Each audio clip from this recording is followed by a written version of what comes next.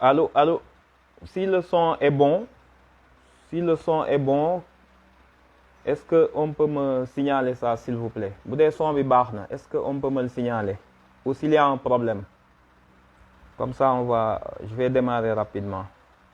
Est-ce que le son est bon?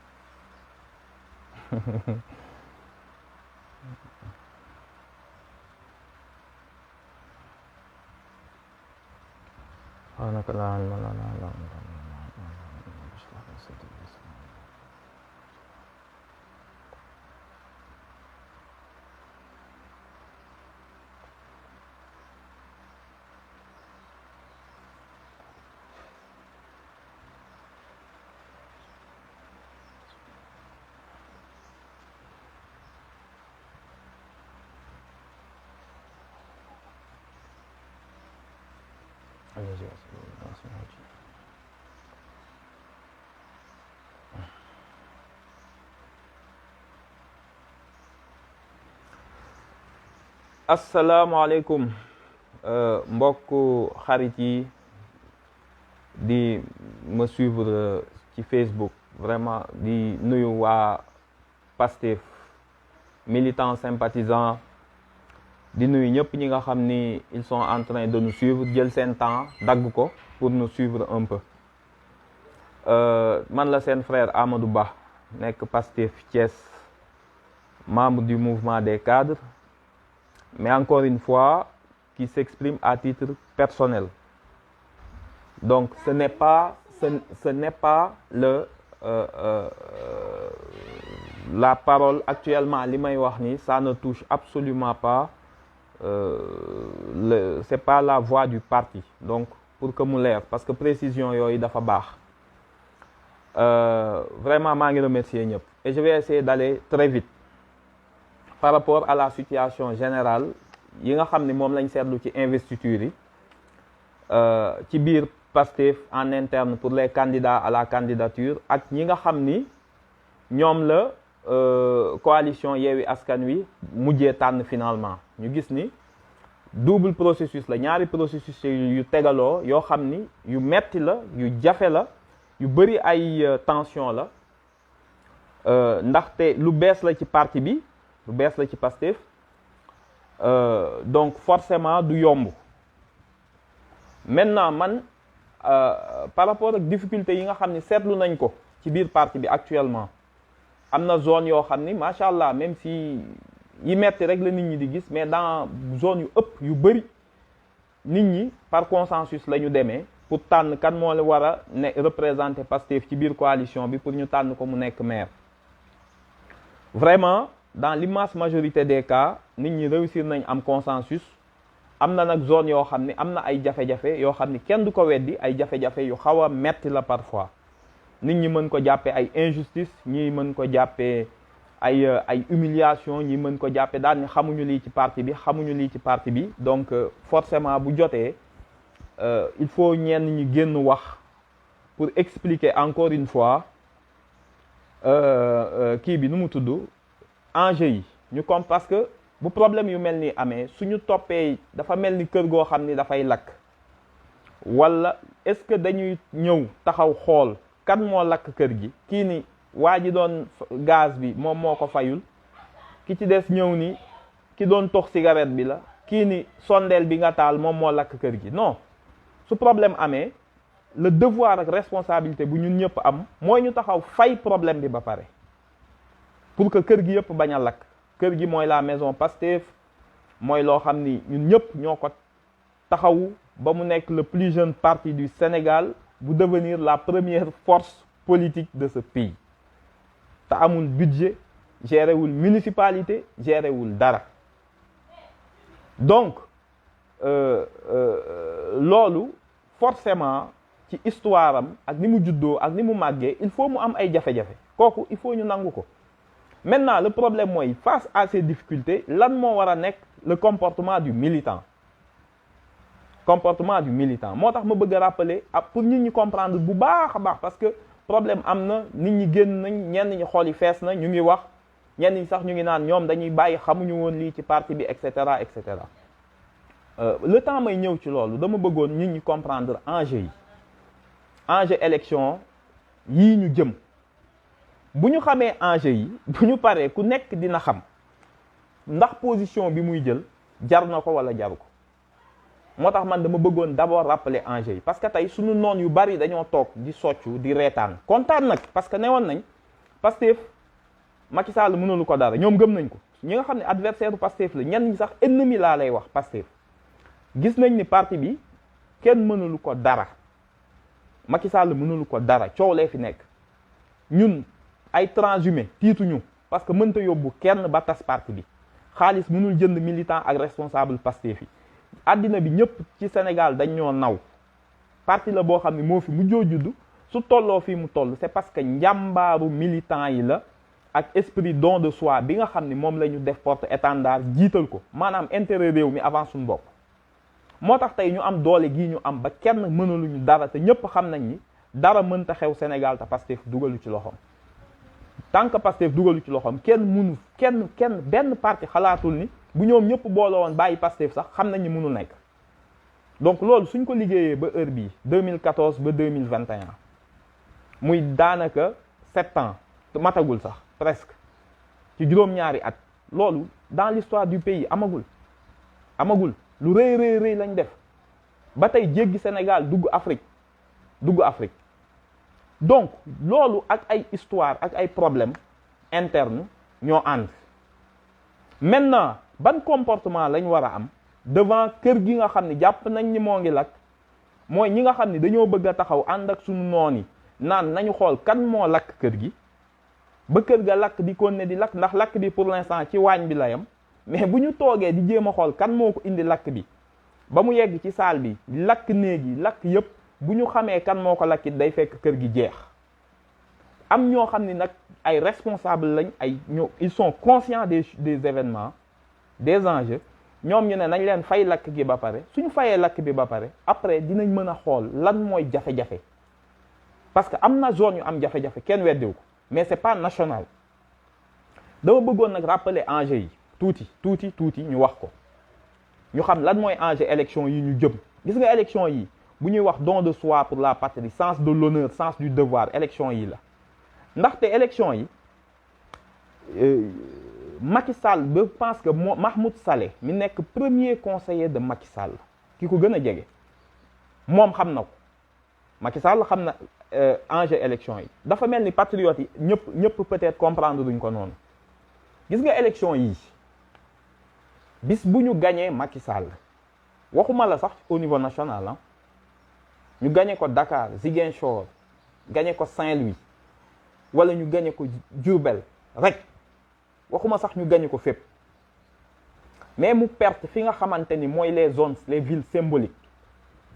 damay expliquer lan moo nekk conséquences yi pour nit ñi xam ko pour Pastef ak Yewwi Askan Wi ak Libération Sénégal actuellement élection yi biñ ko waree def il y a 3 ans en arrière dàq na ko parce que xam na ni moment bi favorable moom su ko defee dañ koy gagner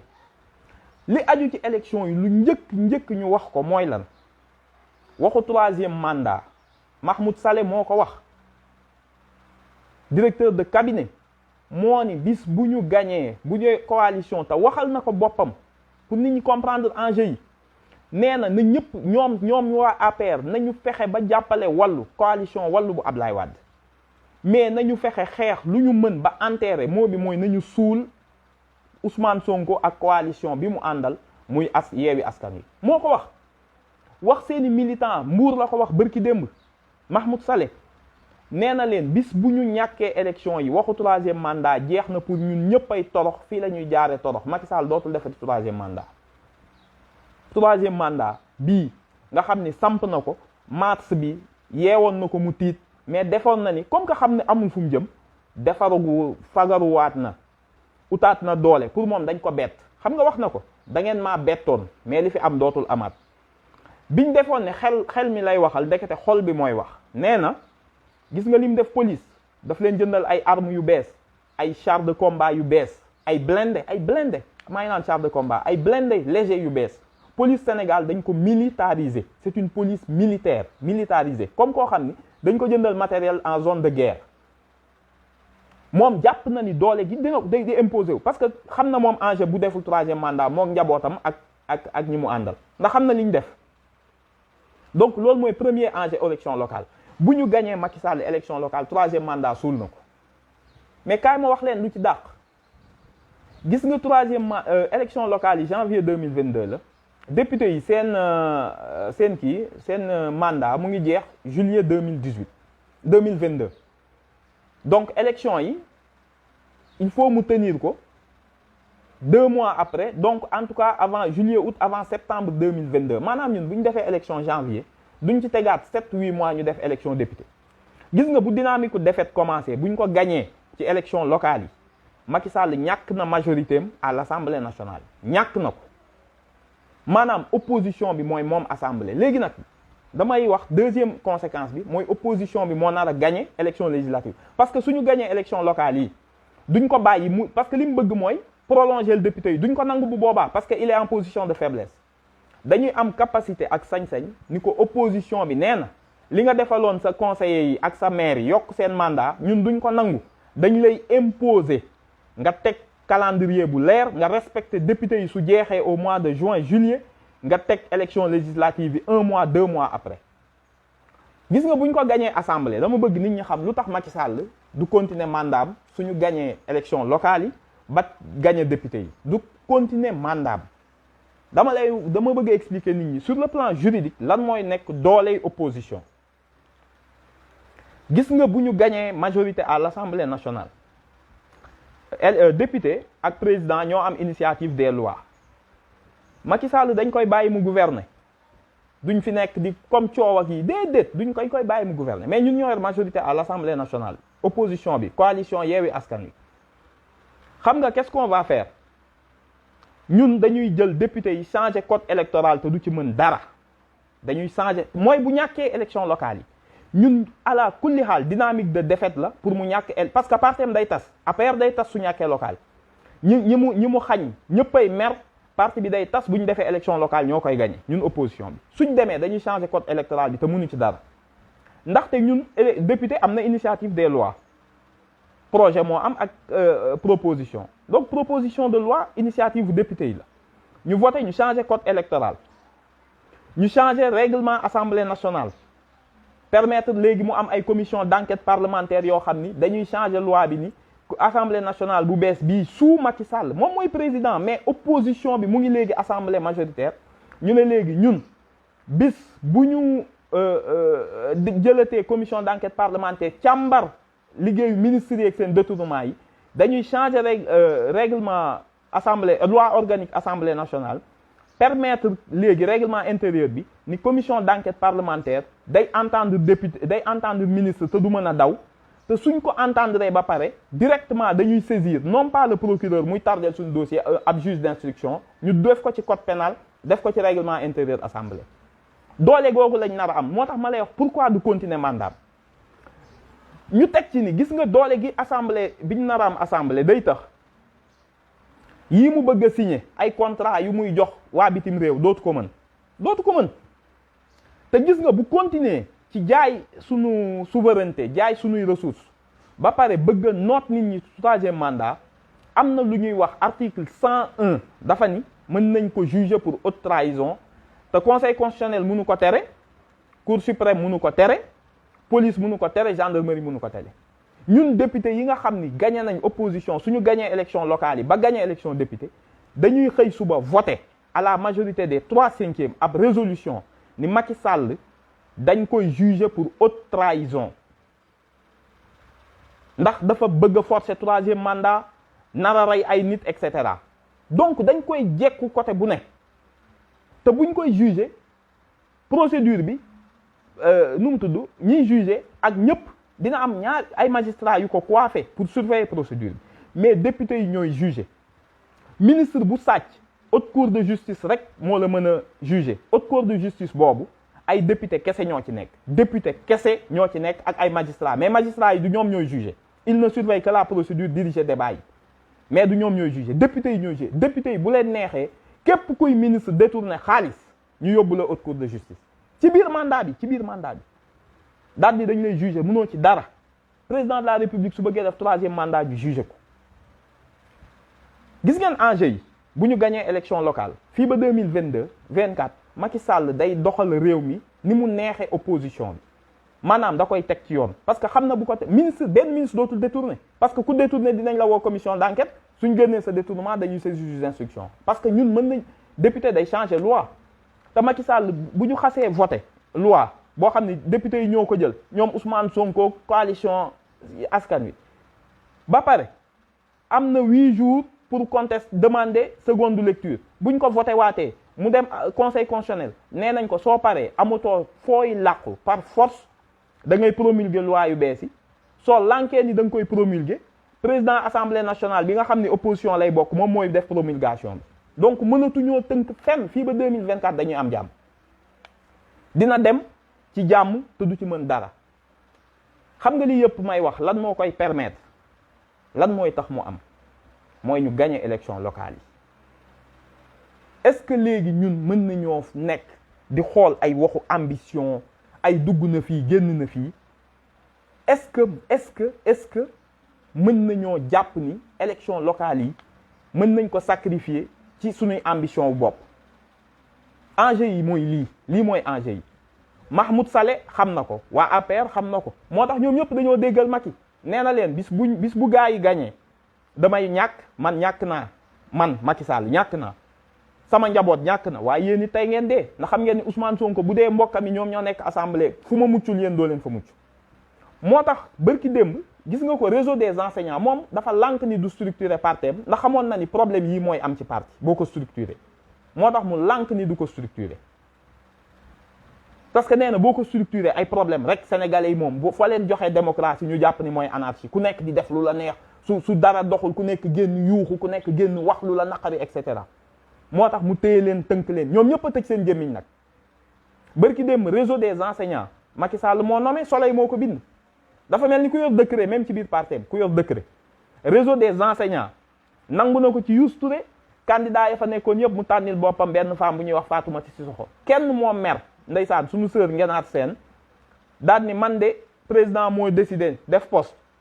metti na ma trop ndax candidat laa woon waaye Macky Sall décidé na man gelé naa sama activité deful 30 minutes ñu woo ko téléphone mu supprimer poste bi parti bi daf ko téye ngëpp ko ci benn genre dictature kenn ñemewu la wax ñun nag buñ demee ba commencé regretter naan bu ñuy structurer parti démocratie interne bi ñuy woote warul yegg ba yegg ci anarchie baaxul anarchie mooy ku mer rek yëkkati ku wax ŋàññi parti bi ŋàññi liggéeyu des milliers de gens nga fas yéene koo yàq ci benn problème qui est local dama ni gis nga maire yi ñuy xëccoo jiite ko amul njariñ jiite ko du njariñ loo xamante ni parce que Macky Sall du jox kenn moyen maire du la jox benn moyen benn bi xëccoo bi salaire u maire 900000 mooy commune yu mag yi 300000 mooy commune yu ndaw yi 900000 300000 te xam ngeen ni fii benn maire du fi nekk di jaay ay suuf ñu koy seetaan même boo nekkee maire u Pastef suñuy ambition yi dañ ko war a dugal ci sensu responsabilité historique bi ñu nekk un tournant historique élection 2024 yi 2022 yi moo ko yore looloo tax Pastef sacrifier ambition dugg ci coalition ànd ak ñoo xam ne xëy na démb sax mu ngi leen doon xeex ku dem ba jël risque boobu ànd ak ñoo xam parce que xam nga ni enjeu yi mooy suñu booloowul Macky dañuy diviser suñu Macky diviser duñu gagner mais Macky xam na li ko yoot nee naa leen bu ñu gagner élection locale yi mënta fexe parce que loolu la bëgg li mu bëgg mooy prolonger le député yi su paree suñu noppee ñàkk fayda ba mu gagner ñu dina teg 3e mandat élection député du ko organiser te bu boobaa it jooy yi 2029 lañ ñëw rek nit ñi dinañ dee deret tuuru et cetera lan moo ko indi ay xëccoo poste maire ay xëccoo poste investiture ba may Macky Sall doole alors que heure bii Macky Sall ñàkk na listam bii muy waaj a publier moo tax suñ coalition bi lu ne mu ngi koy def pour xeex ko dinañu jox xolal dina fay nit ñi ay millions dina jéem a tas coalition bi dafa tiit nelawatul Macky nelawatul parce que xam na ni ñun bés bu ñu defee coalition Yewwi Askan Wi ba teg suñuy investiture gars yi fàtte histoire coow ak injustice yi am ba ñu nekk benn boole suñu doole xam na ni day ñàkk les grandes villes moom leer na ko da koy ñàkk mais léegi enjeu yooyu kan moo koy gis di sacrifier un parti pour yoo xam ni metti na ay injustice am na mais gis nga dama leen di wax élection maire ak député yii ñu jëm ñoom ñëpp 18 mois lañ leen di fal kenn du leen fal 5 ans c'est pas vrai parce que comme que dafa tardé élection yi régime bu bees bi 2024 bu ñu la falee janvier 2022 janvier 2023 nga def 12 mois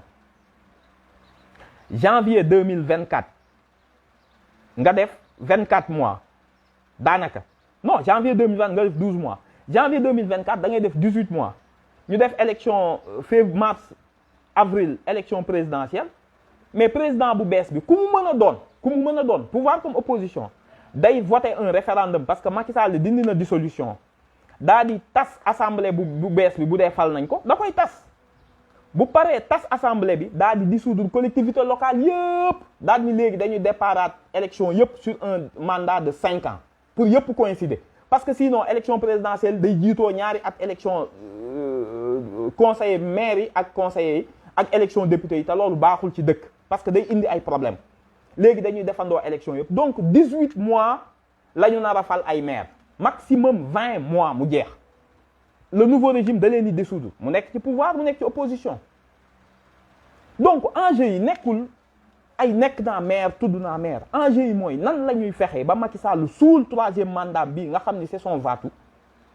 ñu forcer ko élection député ñu moom assemblée nationale ci saa si suñu moonee assemblée nationale mani la Macky Sall fii ba 2024 bu démissionné lul boppam dootul diriger réew mi nu ko neex te bu ñàkkee élection locale yi ñu jëm day ñàkk élection député yi parce que Ablaye Wade noonu la demee élection 2009 yi amoon moom la ñàkk Macky Sall gagné Khalifa gagné Dakar nit ñi ni jeex na la dynamique de défaite est enclenchée moo tax Ablaye Wade ñàkk élection 2012 élection locale yi du ay fo maintenant ñun lan moo ci suñu responsabilité yow déposé nga candidature investiture ay jafe-jafe am na jafe-jafe yoo xam ne ñu ngi koy mettitlu di ko naqarlu ndax ñaari injustice moo am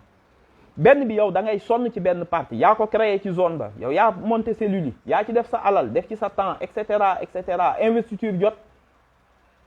jiitaluñ la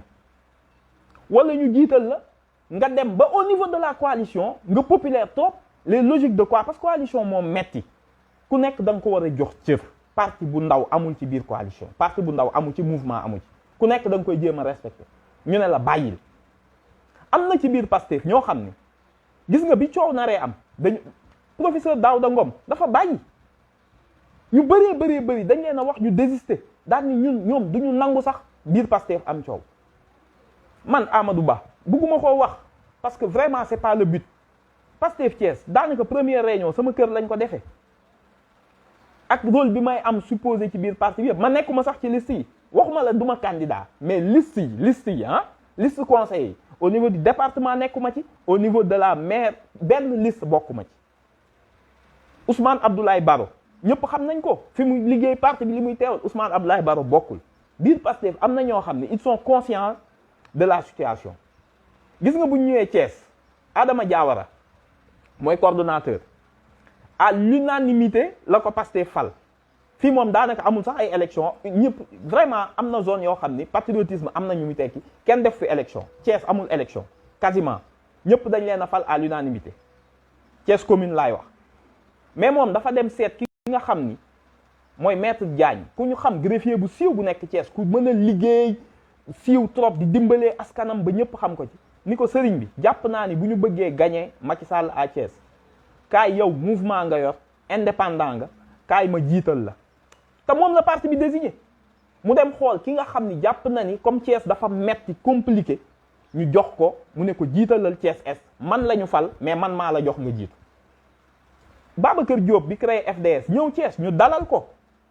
ñun la benn coin Sénégal lan moo fa mën a am kan moo fa ñemee investir te Pastef décidé wu ko ñun ñàkk ñu fayda ah xam nañ suñu doole ci biir coalition bi mais am xel ak comprendre enjeu yi moo tax Pastef bàyyi yu bëri di jàll ñu naan daf Pastef dafa ñàkk fayda Pastef ñàkkul fayda de ndax ñi ñëw dugg ci coalition bi xam nañ dooley Pastef ñun ñooy parti boo xam ne au niveau national tey gis nga ñaanuma ko yàlla bu coalition bi tasoon 8h 9h ñu organiser waat yóbbu suñuy candidat dépose suñu caution parce que ñun am nañ représentativité au niveau national amul kenn koo xamante ni ci territoire bi communauté rurale bi gën a ndaw village bi gën a ndaw boo demee doo fa fekk waa Pastef ñu monté fa ay cellules taxawaay national maillage national lañ am mais dañoo bàyyi lu bëri dañ koo bàyyi di def ay sacrifices au nom de la coalition moo tax may ñaan di waxaat nit ñi les enjeux nañ ko comprendre dañoo liggéey ba heure bii ngeen comprendre ne ñi fi nekk naan Thomas Sankara boo leen bëggee comprendre lu tax bi ñu rayee Thomas Sankara Burkina Faso yëngatuwuñu population bi yëngatuwuñu lu tax population Thomas Sankara loolu lañ war a laajte pourquoi Cheikh Anta Diop kenn falu ko pourquoi Mamadou Dia kenn falu ko lan moo tax une unité africaine union africaine mënul am lan moo tax bi ñuy indépendance tentative yi ñu defoon pour nekk benn réew yépp échoué toutes les tentatives ba ci fédération Sénégal Mali ñu koy jooy tey ba heure bii gis conséquence manque d'unité ak ay nit ñu bëgg a jiite nga dem ci ufet mu ne waaw d'accord naa ñu dem ba ci biir mu ne moo finalement man daal damaa bu doon sama sago ma nekk président sama dëkk daal man moo ma neex lii moo yàq Afrique indépendance on avait toutes les conditions pour nekk benn état ñu ne Union africaine ñoom Kwame Nkrumah di wax ñii dem naan waaw ma nañ booloo rek mais xam nga ku nekk foog nga et cetera et cetera vanité ambition personnelle tubaab bi loolu la utiliser ba noot ñu ba heure bi gis nga nag instant bi Pastef am na ñoo xam ne entre suñu noon yi nga xam ne ñu ngi toog doon xaar congrès bi ak investiture yi pour parti bi tas di socc seen bëñ ak ñi nekk biir Pastef yàkkamti dara xew ba ñu ni waaw parti bii moo parti APR ñoo yem c'est pas normal dugg na fi au lieu ñu jéem a fay affaire bi problème bi au lieu ñu jéem ko fay après boo leen tasee Pastef lan ngeen ni am makee fii des APR ak ñi ngeen fi bàyyi woon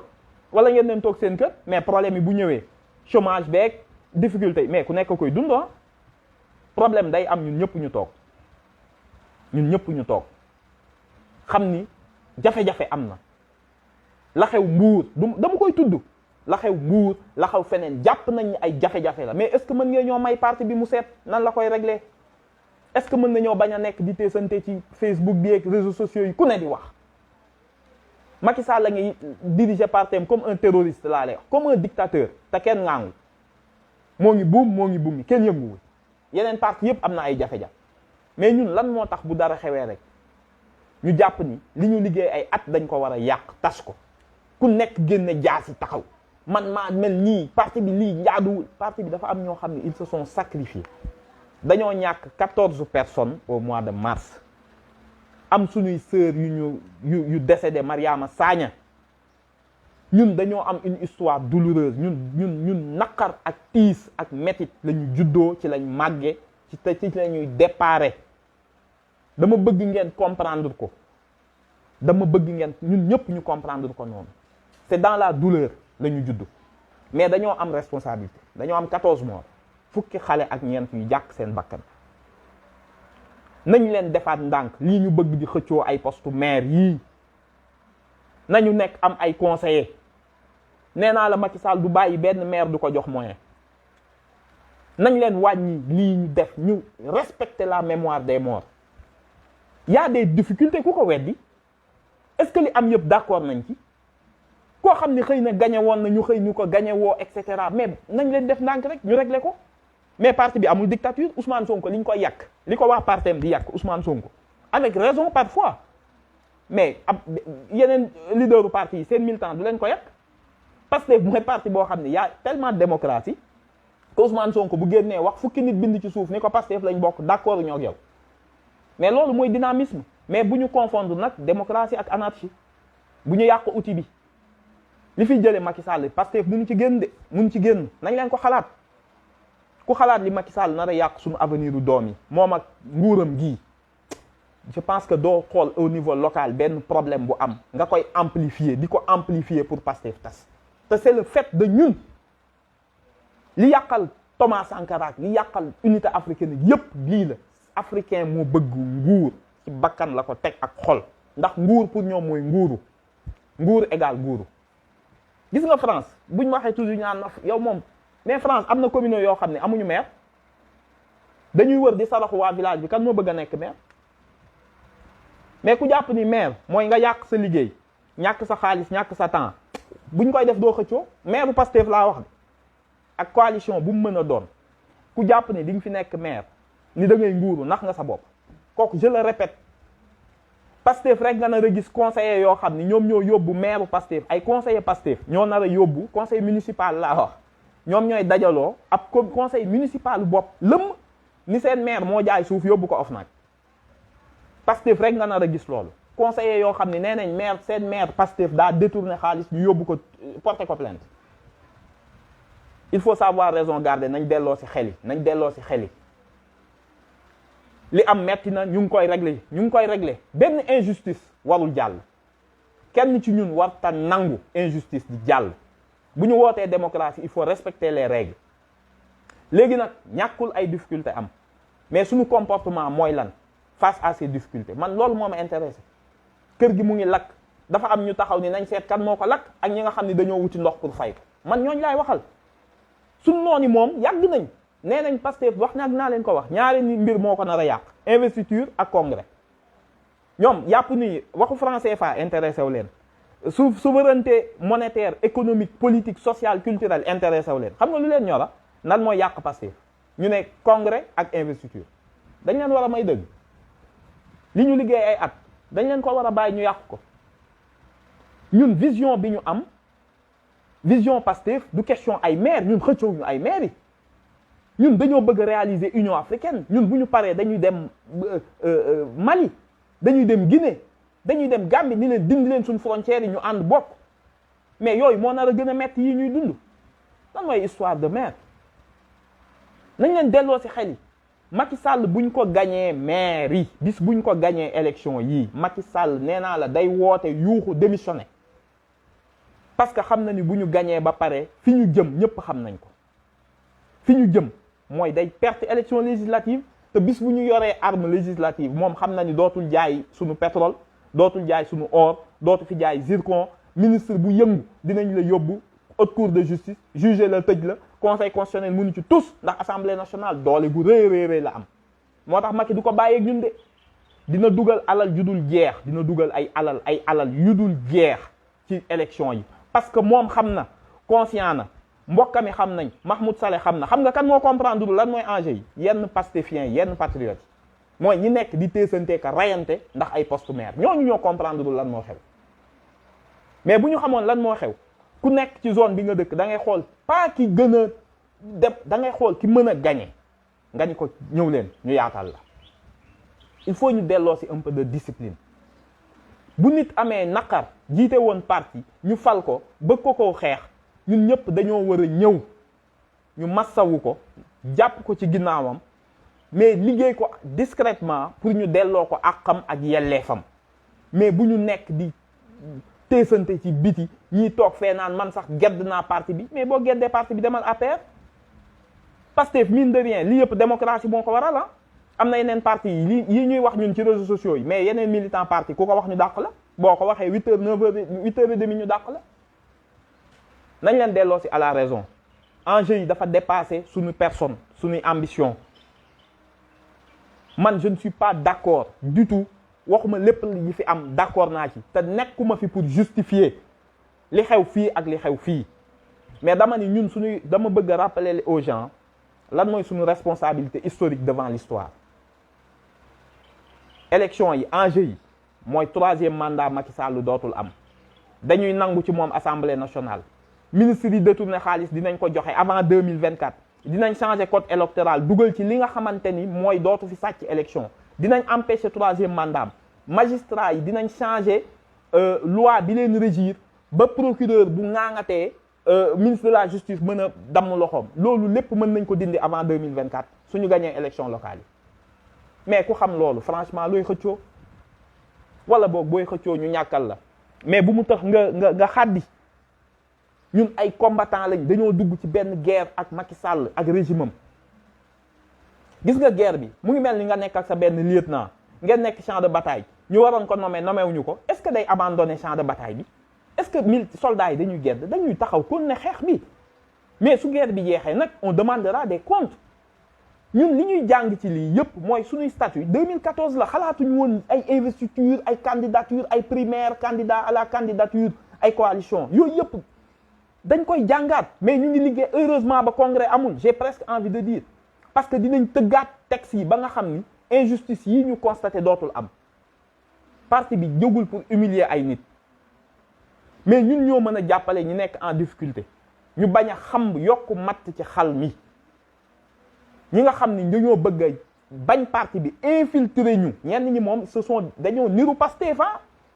mais dañu leen a yabal ci biir parti bi ñoom ñooy alimenter liy tas parti waaye yow koo xam ne musul wax lu baax Pastef tey nee na oui man je suis docteur Diaité kii génn man je suis Amadou Ba kii képp ku mer rek ñu génn def ay poste ak ay statut ni kooku lañ àndal mais docteur Diaité il est responsable docteur Diaité kenn gënu koo responsable li mu liggéey Pastef kenn mënu ko fee weddi c'est un grand homme de Pastef ultra discret ultra efficace moom ak ñun ak parti bi ak ñëpp on va gérer le problème ak yeneen zones yi am difficulté mais nañ ko def dans le calme la sérénité parti bi dafa war a xool ñu ko mën a gañeel pour local yi il faut ñu perte loo Macky Sall bis bu Macky gañee local yi kenn mënul fexe lu dul suñu bakkan yi lañ ko nar a jaay y aura des morts suñu jeunes yi dinañ deewati pour empêcher ko troisième mandat alors que bu ñu booloowee même dans la douleur bu ñu ko gañee mais jeex na troisième mandat waxatuñ ko ñun dañuy préparer 2024 ñoom ñu commencé defar seen bagage neexaay boobu xalaat gis ay ministres yuy defar seen bagage Macky Sall gëm naa ni gis nga bu ñu ko gañee élection locale ak législative yi dina nommer ministre mu bañ Macky dina toog nommer ministre nga ni ko mukk ndax xam naa ni bu may dugg opposition bi di ma yóbbu haute cour de justice ndax ministre li ngeen war a xam kenn mënu ko juger tribunal du ko juger ki koy juger mooy haute cour de justice ab juridiction bu spéciale la ay député rek ñoo fa nekk Macky Sall kenn mënu ko juger tribunal conseil constitutionnel du ko juger haute cour de justice moo koy juger kan mooy haute cour de justice mooy ay député juridiction boo xam ne tribunal la boo xam ne député yi rek a fa nekk la mise en accusation du procureur du juge d'instruction déedéet kan moo koy def député yi donc bis bu ñu gañee locales yi élection locale yi ñu dëgmal gañee élection législative yi yi ci topp ma ne la Macky Sall reeñam jeex na mën nañ jeexal reñu Macky Sall ndax léegi day toog rek di voter budget di exécuter mais dootul luubal dootul defati maa tey dootul defati yaama neex lii mooy enjeu yi lii moo tax ñu war a xeex booloo muñ injustice fàtte suñuy ambition yow dañ laa tooñ biir Pastef yaa waroon a nekk investiture tooñ nañ la tooñ bi leer na ñépp yow nga génnal sa bopp def sa post wala sa live vidéo ni man de jàppoon naa ni man la ñuy tabb wax dëgg yàlla maa gagné élection yi waaye dama leen di wax lan mooy don de soi pour la patrie xam nga luy don de soi mooy dañ maa tooñ mais sama nguur man xeex Macky Sall jaral na ma alors que maa waroon nekk candidat pour nekk maire man ma génn ni patriote yépp kii parti bi désigné xëy na nañ leen ànd ak moom donte lee tooñ nañ ma loolu mooy don de soi du lu neex don de soi du réjouissance résilience la devant des injustices ak des humiliations ndax am na ñu dund lu leen metti ñoo xam ne ni ñu sonne ci parti bi mais demuñu dañ leen a il faut ñu delloosi le sens de l'engagement il faut ñu wàññi teesante bi ci Facebook encore une fois Facebook du tribunal te bu parti amee problème kenn waxul ñu ñëw nëbb ko wala di jéem a layami wala di jéem a faral parti bi déedéet kenn faralu fi parti nit ñi nañ exprimer wu mais nañ ko def dans des conditions yoo xam ni duñu mettre en jeu le projet ndax projet bi Pastef dépassé na Ousmane Sonko Pastef dépassé na tel candidat qui a été sacrifié xoolal Doudou Ka mi ñu yónni woon Ziguinchor pour mu songu président ñoom tiit nañ. ñun nan la ñuy nekk ak parti boo xam ne léegi ñu duma leen ñu nar a nekk fii di yàq suñuy mbir ndax dans tel coin am na ay difficultés mais bàyyi leen ñu régler difficultés yi ñu ngi ci parti bi mu ngi ci toogul de injustice bu ñu ko gisee dañ koy régler mais ci suuf dañ koy régler ci suuf duñ fi nekk nag di def ay live naan waaw kii moo tooñ kii moo am dëgg duñ ko def dañuy dem fekk kañ tooñ ñu xool nu ñuy trouver ay voies et moyens pour que lépp nekkaat ci yoon. parce que tey bis bu ñu réussir Dakar a ngi nii xoolal problème bi am ci biir entre Barth ak Samuel Wardini gis nañ Saint-Louis entre ñi nga xam ne ay responsable politique lañ mais parce que dafa metti coalition yombul ñun dañuy jàng dans la douleur Pastef dafay jàng instant bii mais dans la douleur mais en restant ferme sur ses principes léegi nag loolu tekkiwul ni du am ay problème nañ waxante dëgg nag mais kër gu nekk am na problème histoire diine noonu la woon yoon sallallahu alayhi wasallam ba mu fi jógee mais saxaaba mi dañ doon xeex ñii di jamante et cetera mais am ñoo xam ni conscient nañ ni parole diine gi dafa war a jóg ñooñu booloo dem mais mënoo ni ñoo nekk ñoo xam ni dañoo yàkkamti problème am ci parti bi ba ku nekk def sa live di saaga waa parti bi di tam diw naan diw moo def lii fekk yow xamoo ci dara li am ci parti bi metti nañu mais dañuy dem ndànk sacrifice don de soi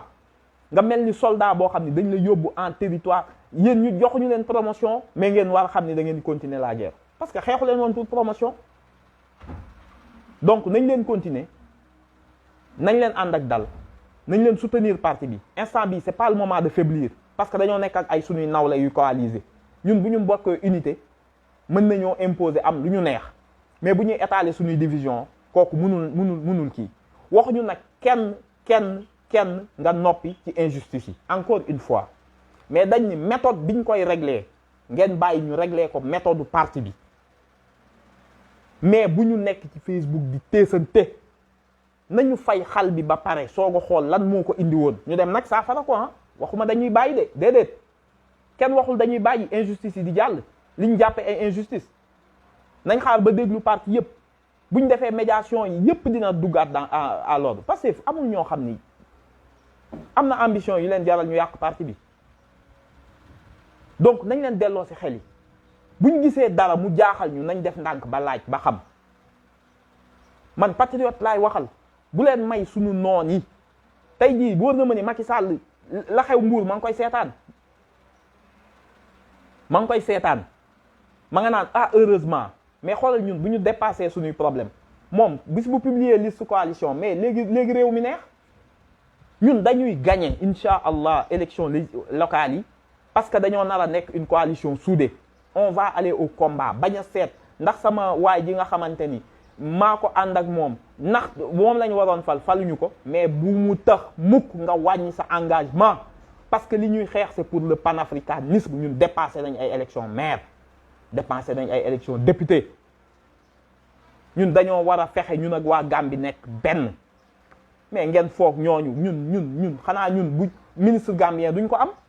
dañoo war a am nee naa la ay député gambien biir assemblée nationale ñun waruñu topp ay gox et cetera nañ leen continuer soudé li ñu def ba ñu nekk tey la première force du Sénégal chef de l'opposition kenn dootu ko discuter ak Pastef mais loolu lu tax mu am nañ bàyyi xel les 14 morts yi ñu am nañ bàyyi xel Mariama Sagna mi sacrifié nañ bàyyi xel tous les patriotes yi ñu bàyyi ci ginnaaw ñu xam ni poste maire salaire u 900 000 képp la te benn pouvoir newu ci ndax loo jël sous-préfet dindi nañ leen delloo si xel yi xam ni 2024 bis bu ñu 2022 c'est dans 3 mois c'est dans 4 mois suñu gañee Macky yàlla xam na ni dañuy gagner législative yi incha allah suñu paree législative yi nee naa la Macky Sall dootul nekkati ci réew mi nu ko neex mais pour ça il faut mu ñàkk local yi donc on est là nañ nekkaat ay patriotes don de soi pour la patrie dugalaat fraternité bi wàññi violence verbale wàññi invective wàññi tuumalante yi ak tamante yi ñun ñëpp seetaan nañ li xew ñu ngi ko teg suñu bët mais gëmmuñu ko duñu ay naafeq dinañ jéem a xool les voies et moyens pour régler ko mais na ci ñëpp jàpp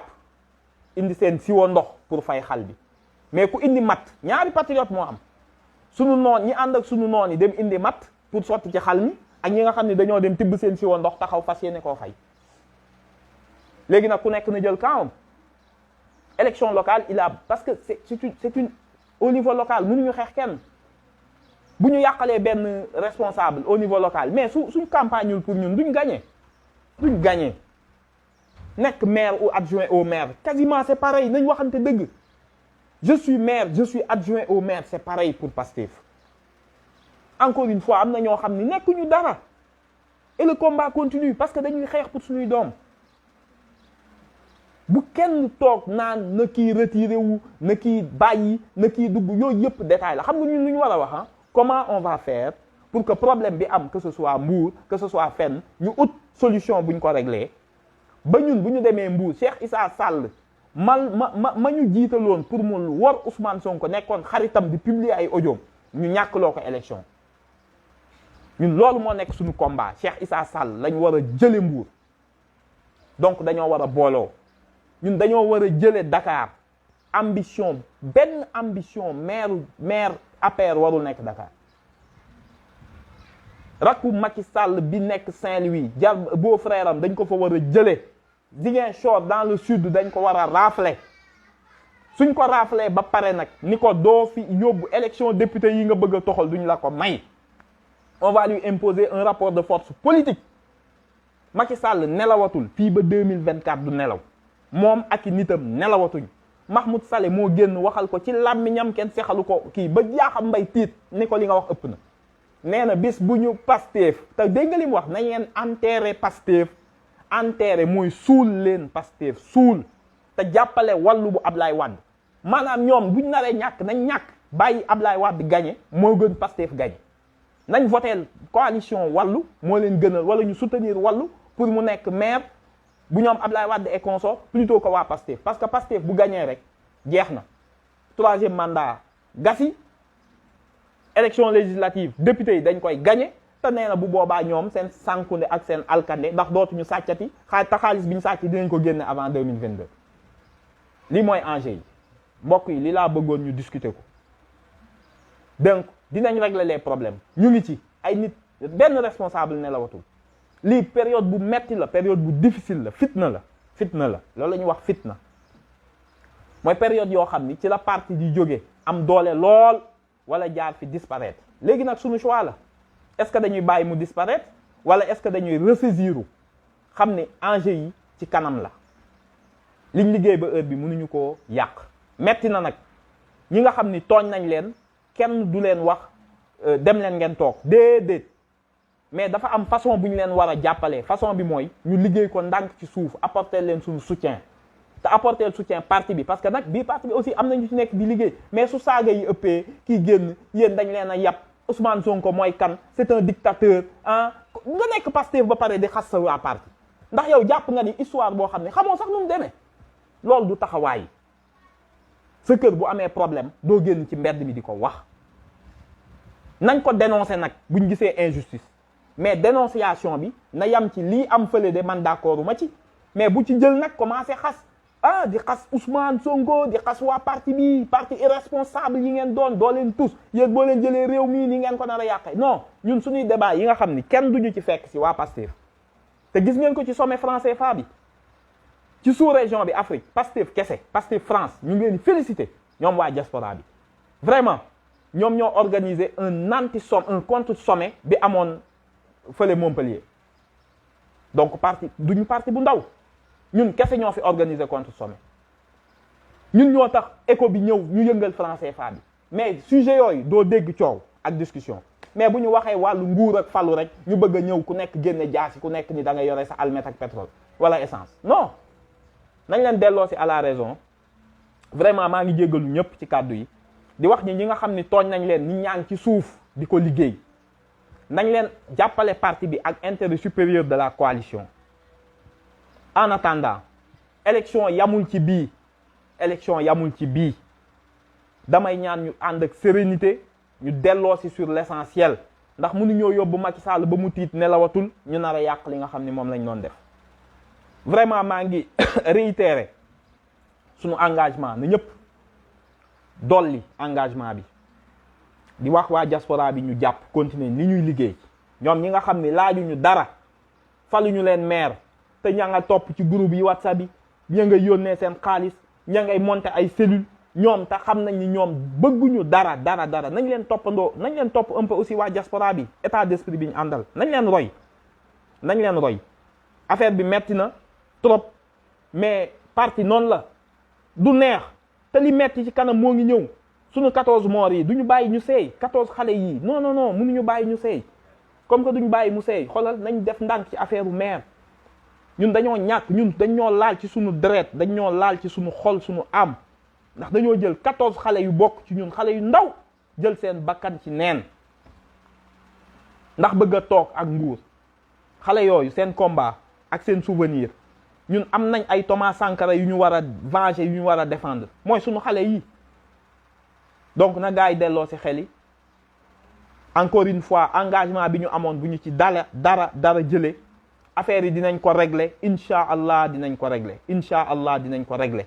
na ci gaa yëpp jàpp bu xal amee ñaari nit a am ki indi mat pour yokk ci xal mi ak ki indi satala wala siwo pour fay ak ndox pour fay léegi nag na ku nekk jël kawam ñu yokk engagement bi nañu muñ saaga yi ku nekk la ñuy saaga nañu muñ insulte yi nañu muñ invective yi nañu muñ lépp xam ni li ci kanam moo gën a metti moo gën a en même temps am njariñ lii ñu nar a xëccoo vraiment na ci ñëpp jàpp zone yi metti na fépp bu ma ko limee sax nit ñi dañuy xam mais problème yi bari na mais duñ bàyyi on est solidaire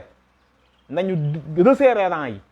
bàyyi injustice yi xam ni am nañ ay échéances yu ñëw nañ engagé wu rek mais tôt ou tard dañ koy régler parce que texte su parti bi tey dinañ ko liggéeyaat tëggaat ko ba nga xam ni situation yii d'investiture candidat la candidat ko gën a leeral ba situation yu mel nii dootul am donc na ci ñëpp jàpp les frères patriotes et les sœurs patriotes dafa am ñoo xam ni dañoo yaakaar Pastef donc baal leen ma j'avais une coupure donc vraiment maa ngi yamale fii live bi di ñaan ñëpp à l'unité encore une fois l'unité la communion la fraternité le don de soi pour la patrie lañ wax te li ñu wax mooy fraternité Pastef patriote du Sénégal pour le travail l'éthique ak la fraternité boobu nag buñ ko bàyyi mu dem nañ ci jàpp vraiment maa ngi remercier gars yëpp di leen wax ñu continuer le combat sur le terrain massification porte à porte préparer échéance yi te xam ni bis bu ñu gagné Macky Sall yi ci local yi ñoo moom assemblée nationale te réew mi dina changer avant 2024 parce que on va finir par empêcher Macky Sall mu def 3e mandat loolu mooy les enjeux